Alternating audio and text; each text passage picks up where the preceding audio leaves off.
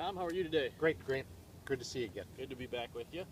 So last time when we met on the range for the first time, you had mentioned that bunker play was one of the weakest parts of your game. Yes. You rated about a 3 out of 10. Yes, So I correct. really wanted to touch on that area today as kind of one of our short game Great. focus areas.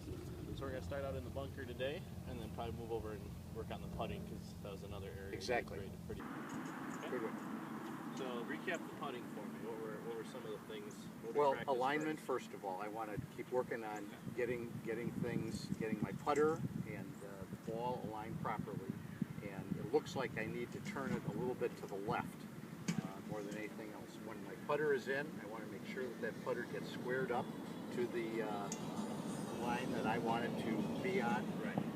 I think the biggest thing is I want to work to keep this left wrist in a constant position, a relaxed constant position where I'm not flicking and bending it like this, but rather on my finish, keeping it good and straight and letting the right hand push through and the left hand just be a bit of a guide. Right.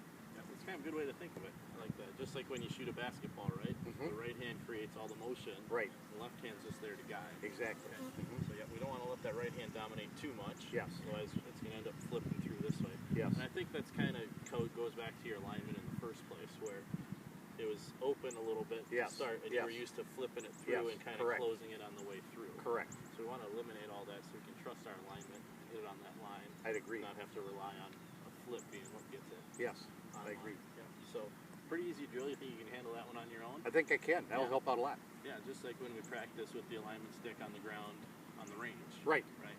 So it's always practicing our stroke. We're always practicing our swing. Exactly. And then as you start to take them away, you just kind of naturally are used to it already. Yes.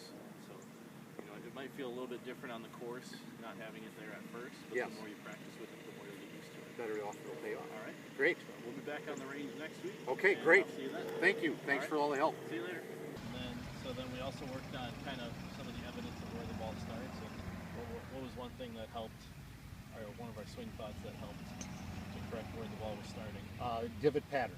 Okay, watching the divot. Yes. And then what was our swing thought to help correct that?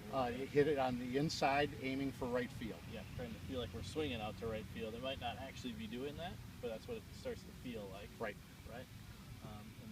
So then we just kind of moved up the bag and made the club a little bit longer, which made it a little bit harder. Yes. To catch it back up, right? Yes. Some really nice 8-irons, and then make sure you're always driving towards the target. Right. 2 on those, so you're not falling back, especially with the irons. Okay.